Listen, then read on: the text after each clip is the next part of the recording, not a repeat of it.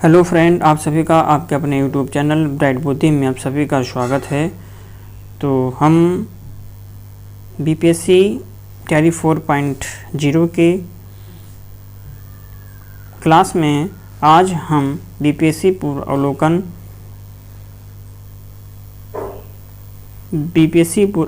में भारतीय राज्य व्यवस्था के बारे में पढ़ रहे हैं। उसी के प्रश्नों को यहाँ पे कंप्लीट कर रहे हैं।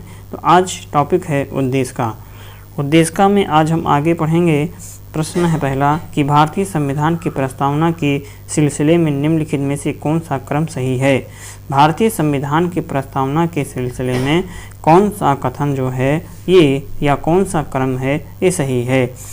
तो इसमें जो डी ऑप्शन सही है, इसमें बताया गया है कि सार्वभौम सत्ता संपन्न समाजवादी धर्मनिरपेक्ष जनवादी गणतंत्र। तो ये गणतंत्र है जो लास्ट में लिखा हुआ है, सार्वभौम सत्ता संपन्न समाजवादी धर्मनिरपेक्ष जनवादी और गणतंत्र। तो वो नीचे प्रश्न में दिए गए शब्द भारतीय संविधान की प्रस्तावना में वर्णित किए गए हैं। ये भारतीय राज्य व्यवस्था के स्वरूप का वर्णन करते हैं। इनमें से समाजवादी और धर्मनिरपेक्ष शब्द मूल संविधान में नहीं थे, इन्हें 42वें संविधान संशोधन के द्वारा जोड़ा गया। जोड़े जाने के पश्चात संविधान में इन शब्दों का निर्धारित क्रम है, सार्वभौम सत्ता संपन्न समाजवादी पंथनिरपेक्ष जनवादी गणतंत्र। ध्यान रखने योग्य तथ्य यह है कि संविधान में उल्लेखित शब्द ये हैं, संपूर्ण प्रभुत्व संपन्न समाजवादी पंथनिरपेक्ष लोकतंत्रात्मक गणराज्य। भारतीय संविधान की प्रस्तावना में भारत को किस रूप में घोषित किया गया है। भारतीय संविधान की प्रस्तावना में भारत को किस रूप में घोषित किया गया है। तो इसका सी ऑप्शन सही होगा कि एक सार्वभौम समाजवादी धर्मनिरपेक्ष प्रजातांत्रिक गणतंत्र। अगला क्वेश्चन है कि भारत में लोकतांत्रिक या लौकिक सार्वभौमिकता है क्योंकि संविधान की प्रस्तावना आरंभ होती है।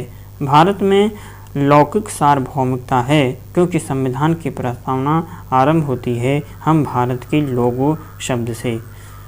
तो डी ऑप्शन सही है। भारतीय संविधान की प्रस्तावना हम भारत के लोग शब्दों से शुरू होती है, अतः भारत में लौकिक सार्वभौमिकता है। इसका अर्थ है कि जनता सर्वशक्तिमान है और किसी बाह्य सत्ता के अधीन नहीं है।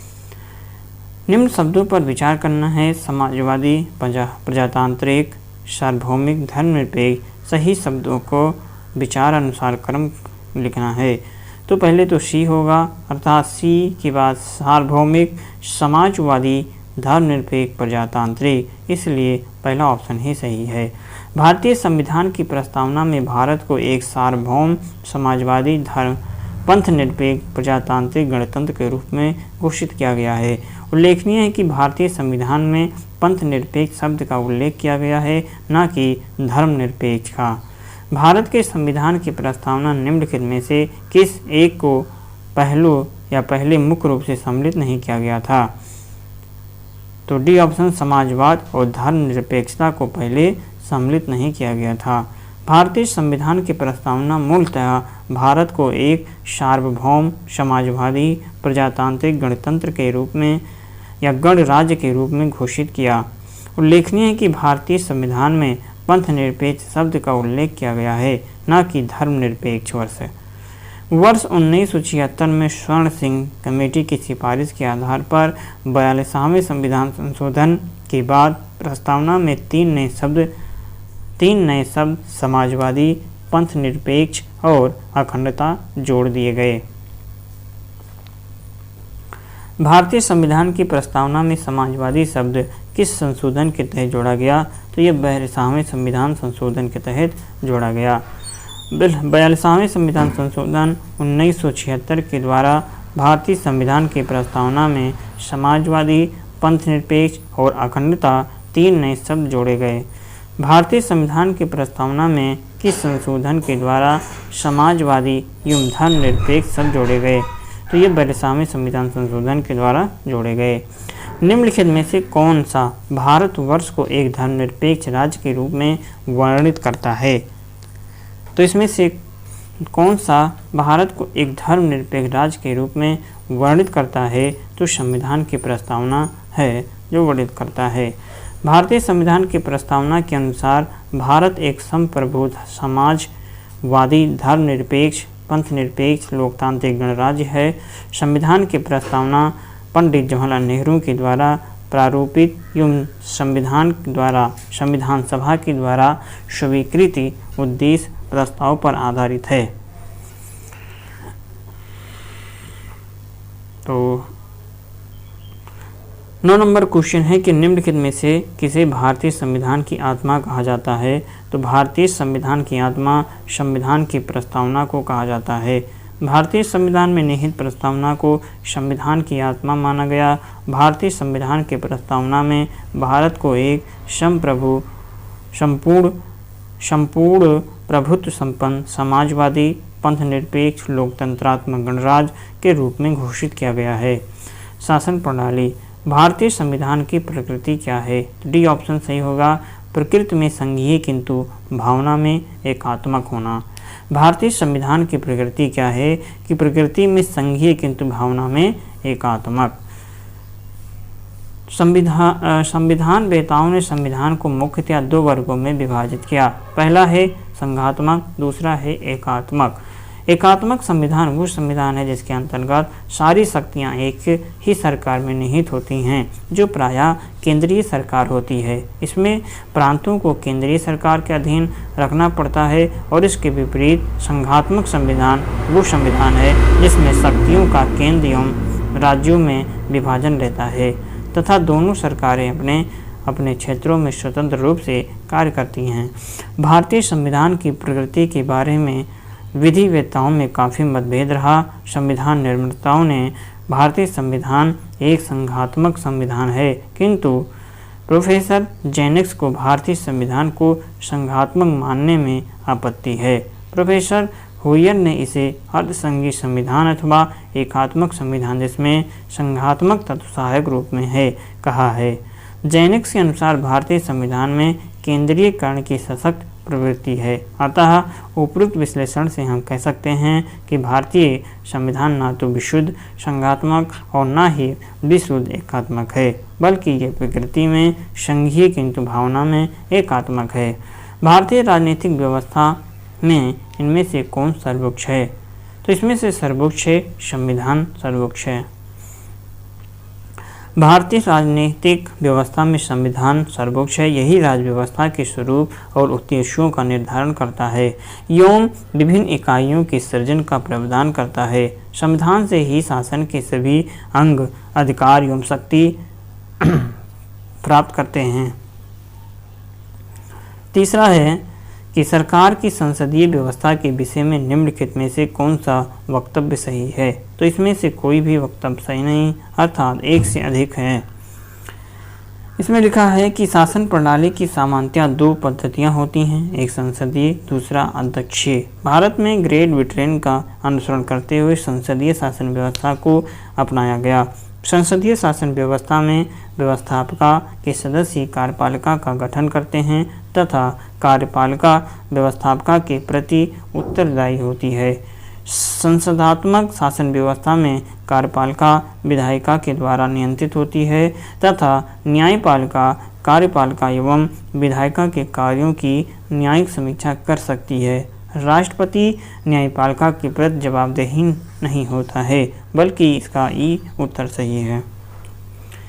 भारत में प्रजातंत्र इस तथ्य पर आधारित है कि जनता को सरकारों को चुनने तथा बदलने का अधिकार प्राप्त हो। अर्थात भारत में प्रजातंत्र इस तथ्य पर आधारित होता है कि जनता को सरकारों को चुनने तथा बदलने का अधिकार प्राप्त हो। इसलिए इसका ऑप्शन सी सही होगा। प्रजातंत्र का आशय है कि जनता के द्वारा जनता के लिए जनता की सरकार अर्थात लोगों को सरकार चुनने और बदलने का अधिकार होता है। भारत में भी प्रजातंत्र का सही आशय है। विधि का नियम या कानून का अधिराज्य का मतलब क्या है? सभी के लिए क्या है? विधि का नियम या कानून का अधिराज्य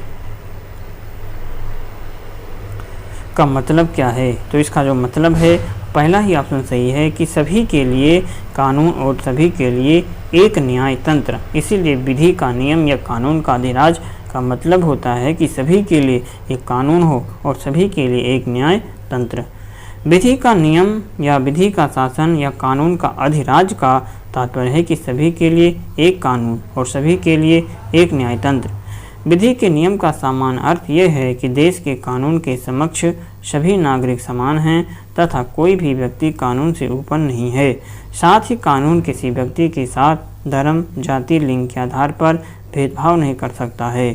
भारतीय संविधान में मौलिक अधिकारों के तहत अनुच्छेद 14 में विधि के समक्ष समता एवं विधि के समान संरक्षण का अधिकार प्रदान किया गया है। भारतीय प्रशासन में विभाजन प्रणाली किससे संबंधित है? तो भारतीय प्रशासन में विभाजन प्रणाली नीति कार्यान्वयन से संबंधित है। भारतीय प्रशासन में विभाजन प्रणाली नीति निर्माण और क्रियान्वयन से संबंधित है। इसमें सचिवालय नीति निर्माण करता है, जबकि क्रियान्वयन संबंधित निकायों एजेंसियों के द्वारा किया जाता है। निम्नलिखित विशेषताओं में से केंद्रीय शासन व्यवस्था के लिए कौन से सही नहीं है? निम्नलिखित में से केंद्रीय शासन व्यवस्था के लिए कौन सी सही नहीं है? तो इसमें बड़े देशों के लिए आदर्श ये सही नहीं है। लचीलापन, कानून की एकरूपता, त्वरित निर्णय, बड़े देशों के लिए आदर्श ये इसमें से नहीं सही है। केंद्रीय शासन व्यवस्था या सरकार के एकात्मक स्वरूप की प्रमुख विशेषताओं में शामिल है सत्ता का केंद्रीकरण एवं एकीकृत शक्ति, सरकार की त्वरित निर्णय लेने की क्षमता, संविधान का लचीलापन, एकल न्यायपालिका एवं संपूर्ण राज्य क्षेत्र में कानून की एकरूपता, एकल नागरिकता, आपातकाल की व्यवस्था आदि। परंतु ये आवश्यक नहीं है कि ऐसी व्यवस्था बड़े देशों के लिए आदर्श हो। बड़े देशों में संघीय व्यवस्था भी बेहतर कार्य कर सकती है। अतः अभीष्ट विकल्प सी सही है।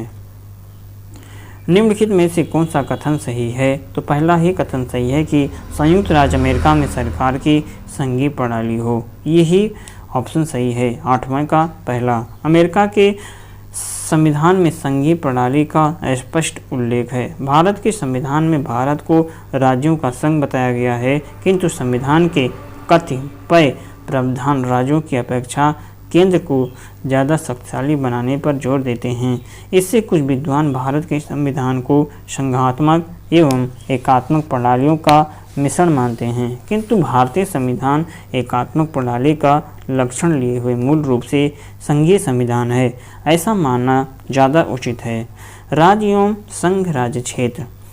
दिल्ली क्या है? एक राज्य है, एक केंद्र शासित प्रदेश है, एक स्वायत्तशासी परिषद है या इनमें से कोई नहीं? तो दिल्ली एक केंद्र शासित प्रदेश है। संविधान की प्रथम अनुसूची के अनुसार दिल्ली एक संघ राज्य क्षेत्र या केंद्र शासित प्रदेश है। संविधान की प्रथम अनुसूची के अनुसार दिल्ली एक संघ राज्य क्षेत्र या केंद्र शासित प्रदेश है। सिक्किम भारत का एक राज्य बनाया गया था, तो कब बनाया गया था या किस संशोधन के अंतर्गत बनाया गया था? तो 35वें संविधान या 35वें संशोधन के अंतर्गत बनाया गया था। तो 35वें संशोधन 1974 के द्वारा सिक्किम को भारत में सहयुक्त राज्य के रूप में शामिल किया गया था। 36वें संविधान संशोधन 1975 के द्वारा सिक्किम को 22वां पूर्ण राज्य का दर्जा प्रदान किया गया।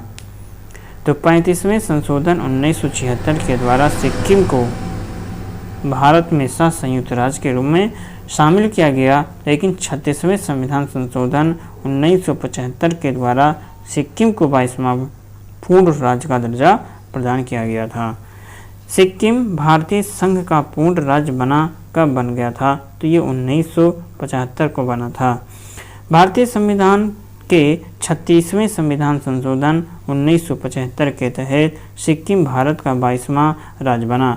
सिक्किम ने 26 अप्रैल 1975 से भारत के संविधान संशोधन अधिनियम 1975 के माध्यम से भारत के संविधान के अनुच्छेद 371 के तहत राज्य के विशेष प्रावधान के साथ भारतीय संघ का पूर्ण राज्य बनने का विकल्प चुना। बिहार को काट करके एक पृथक वनांचल राज्य का बनना संभव है। कब? इनमें से कोई नहीं। राज्यों का निर्माण करने का अधिकार अनुच्छेद 3 के अनुसार संघीय संसद का है, अतः बिहार को काट करके पृथक वनांचल राज्य का बनना संसद के प्रावधानों के द्वारा ही संभव है, अतः अभिष्ट उत्तर इसका डी सही होगा। इसमें लिखा है पहला ऑप्शन में कि राज्य विधानसभा में कानून पारित करके, राज्यपाल के द्वारा अध्यादेश को पारित करके या संवैधानिक औपचारिक को समाप्त करके। तो इसमें से कोई भी उत्तर सही नहीं होगा। हम इसे केवल सही मतलब कि अलग कर सकते हैं, ये इसके पास संसद के प्रावधानों के द्वारा ही ये बातें संभव हो पाएंगी। आज़ादी के बाद भाषा के आधार पर भारत के राज्यों का पुनर्गठन किस वर्ष में हुआ था? तो ये 1956 को हुआ था। भाषा के आधार पर आज़ादी के बाद भाषा के आधार पर भारत के राज्यों का पुनर्गठन 1956 को हुआ था। तो राज्य पुनर्गठन अधिनियम 1956 के द्वारा भाषाई आधार पर राज्यों का पुनर्गठन 1956 में किया गया। विदित हो गया कि भाषा के आधार पर सर्वप्रथम आंध्र प्रदेश का पृथक राज्य के रूप में सृजन 1953 में हुआ। निम्न में से कौन 1953 में राज्य पुनर्गठन आयोग के सदस्य थे? तो जिसमें से उपरोक्त में से एक से अधिक थे। 1953 में राज्य पुनर्गठन आयोग के सदस्य कौन कौन से थे? तो उपरोक्त में से एक से अधिक थे, अर्थात 22 दिसंबर 1953 में न्यायाधीश फजल अली की अध्यक्षता में प्रथम राज्य पुनर्गठन आयोग का गठन हुआ। इस आयोग के 3 सदस्य न्यायमूर्ति फजल अली, हृदयनाथ कुंजरू और के.एन. पाणिकर थे। इनमें कम से कम प्रमुख भाषाई समूहों के लिए भाषाई राज्यों के निर्माण की सिफारिश की, अतः विकल्प डी सही है। नागरिकता। भारतीय नागरिकता नहीं प्राप्त की जा सकती है जन्म के द्वारा, देशीकरण के द्वारा, किसी भूभाग के संवरण के द्वारा या भारतीय बैंक में धन जमा करके। तो डी ऑप्शन सही है कि भारतीय बैंक में धन जमा करके हम भारत की नागरिकता को नहीं प्राप्त कर सकते हैं। भारतीय नागरिकता अधिनियम 1955 बाद में यथा संशोधित के द्वारा भारतीय नागरिकता निम्नलिखित तरीकों से प्राप्त की जा सकती है। एक तो जन्म के द्वारा, दूसरा है रक्त संबंध या वंशानुक्रम के द्वारा, तीसरा है रजिस्ट्रीकरण के द्वारा, चौथा है देशीकरण के द्वारा, पांचवा है किसी भूभाग के भारत में सम्मिलित द्वारा या भारतीय बैंक में धन जमा करना एक वाणिज्यिक व्यवहार है। ये नागरिकता प्रदान करने का तरीका नहीं है। नागरिकता कानून कब पारित हुआ था? नागरिकता कानून कब पारित हुआ था? तो ये पारित हुआ था 11 दिसंबर 2019 को। नागरिकता संशोधन अधिनियम 2019 लोकसभा में 9 दिसंबर 2019 को पारित किया गया एवं उसी तिथि को लोकसभा से पारित किया गया। 11 दिसंबर 2019 को ये राज्यसभा द्वारा पारित किया गया। राष्ट्रपति ने इस विधेयक को 12 दिसंबर 2019 को मंजूरी प्रदान की और विधेयक अधिनियम बन गया। नागरिकता अधिनियम 2019 से संबंधित नियम 11 मार्च 2024 को अधिसूचित किया गया। नागरिकता अधिनियम 2019 का उद्देश्य क्या है? नागरिकता अधिनियम 2019 का उद्देश्य क्या है? तो इसका डी ऑप्शन सही होगा कि अफगानिस्तान, बांग्लादेश, पाकिस्तान में उत्पीड़ित अल्पसंख्यक समूहों को नागरिकता प्रदान करना। तो डी है कि नागरिकता अधिनियम 2019 का उद्देश्य अफगानिस्तान, बांग्लादेश, पाकिस्तान में उत्पीड़न के कारण अवैध प्रवासियों के रूप में भारत आए वहाँ के अल्पसंख्यक समूहों हिंदू, सिख, बौद्ध, जैन, फारसी और ईसाई को भारत के नागरिकता की पात्रता प्रदान करता है। मूल अधिकार। भारतीय संविधान में किस अनुच्छेद के तहत नागरिकों को मौलिक अधिकार प्रदान किए गए हैं? तो इसका बी सही है, अनुच्छेद 12 से 35।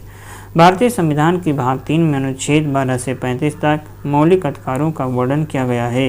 वर्तमान में कुल 6 मौलिक अधिकार प्रदान किए गए हैं। संवैधानिक उपचार का अधिकार किसके अंतर्गत आता है? संवैधानिक उपचार का अधिकार जो है ये उपरोक्त में से एक से अधिक या उपरोक्त मतलब इसमें से ई ऑप्शन सही है।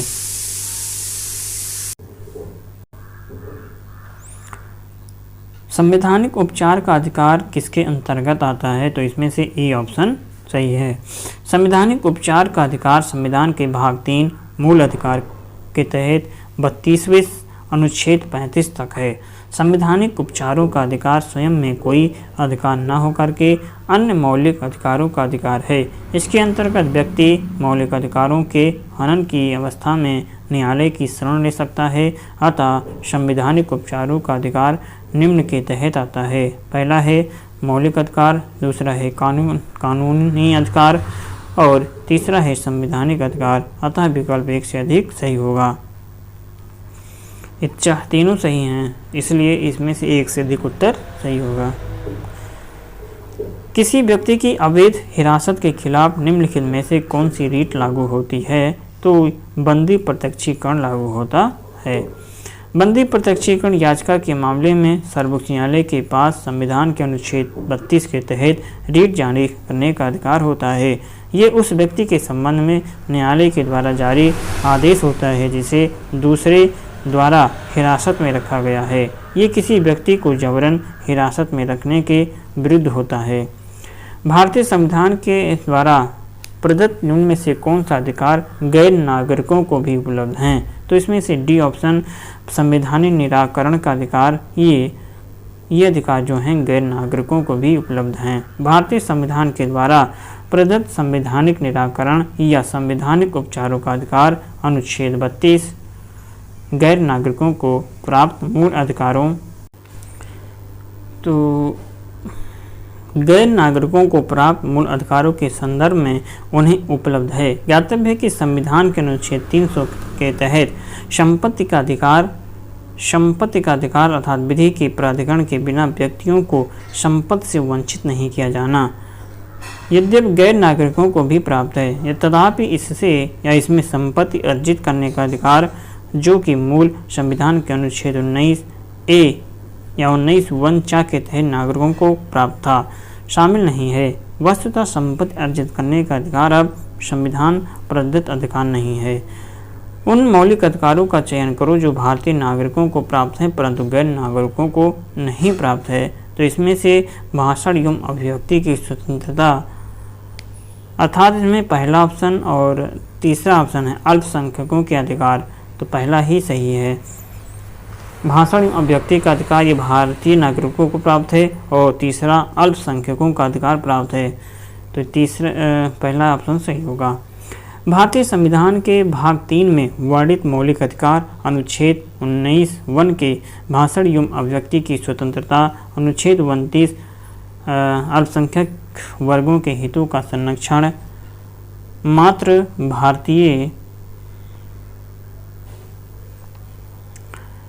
मात्र भारतीय नागरिकों को प्राप्त है, ये गैर नागरिकों को प्राप्त नहीं है। जबकि अनुच्छेद 14 के समक्ष समानता का अधिकार और अनुच्छेद 21 जीवन और दैहिक स्वतंत्रता का संरक्षण भारतीय नागरिकों तथा विदेशियों सभी व्यक्तियों को प्राप्त है। निम्नलिखित में से कौन मूल अधिकार भारतीय संविधान में नागरिकों को नहीं दिया गया? तो इसमें से संपत्ति का अधिकार नहीं दिया गया। संविधान के 42वें संविधान संशोधन 1978 संविधान के 44वें संशोधन अधिनियम 1978 द्वारा संपत्ति के मूल अधिकार का लोप किया गया तथा इसे विधिक या कानूनी अधिकार दर्जा दिया गया। तत्समय मोरारजी देसाई जनता पार्टी शासन में प्रधानमंत्री थे। मौलिक अधिकारों की सूची में से संपत्ति का अधिकार किसके शासनकाल में निकाल दिया गया था? तो ये मोरारजी देसाई के शासनकाल में निकाल दिया गया था। अगला है कि 44वें संविधान संशोधन 1978 के द्वारा संपत्ति के अधिकार को मौलिक अधिकार से कानूनी अधिकार में परिवर्तित कर दिया गया। वर्तमान में संपत्ति का अधिकार भारतीय संविधान के अनुच्छेद 300 का के तहत कानूनी अधिकार के रूप में स्थापित है। आपातकाल के बाद 44वें संविधान संशोधन 1978 के समय मोरारजी देसाई भारत के प्रधानमंत्री थे। उच्चतम न्यायालय की व्यवस्था के अनुसार निजी भवनों के ऊपर राष्ट्रीय झंडे को फहराना किसके तहत हर नागरिकों का मौलिक अधिकार है? तो ये संविधान के अनुच्छेद 19A के तहत उच्चतम न्यायालय की व्यवस्था के अनुसार निजी मकानों के ऊपर राष्ट्रीय झंडा फहराना संविधान के अनुच्छेद 19(1) के तहत हर नागरिकों का मौलिक अधिकार है। निम्न में से कौन सा एक मानव अधिकार भारतीय संविधान के अंतर्गत मौलिक अधिकार भी है? तो सूचना का अधिकार, काम का अधिकार, शिक्षा का अधिकार, मकान का अधिकार, तो उपरोक्त में से एक से अधिक होगा। अर्थात ए भी सही है, सूचना का अधिकार और शिक्षा का अधिकार भी है, इसलिए इसमें विकल्प एक से ज़्यादा सही है। भारतीय संविधान के अनुच्छेद 19(1) के तहत सभी नागरिकों को वाक स्वतंत्र और अभिव्यक्ति स्वातंत्र्य का अधिकार प्राप्त है। सूचना का अधिकार अभिव्यक्ति के अधिकार में निहित है, अतः ये मूल अधिकार है। इसके साथ ही सूचना का अधिकार मानव अधिकार भी है। शिक्षा का अधिकार भी 86वें संविधान संशोधन अधिनियम के द्वारा मूल अधिकार है, इसलिए ए और सी दोनों सही हैं। भारतीय संविधान में संशोधन करके शिक्षा का अधिकार कब जोड़ा गया था? तो यह 1 अप्रैल 2010 को जोड़ा गया। 1 अप्रैल 2010 को, अर्थात ऑप्शन नंबर 1 सही है। क्या 1 इसका सही है?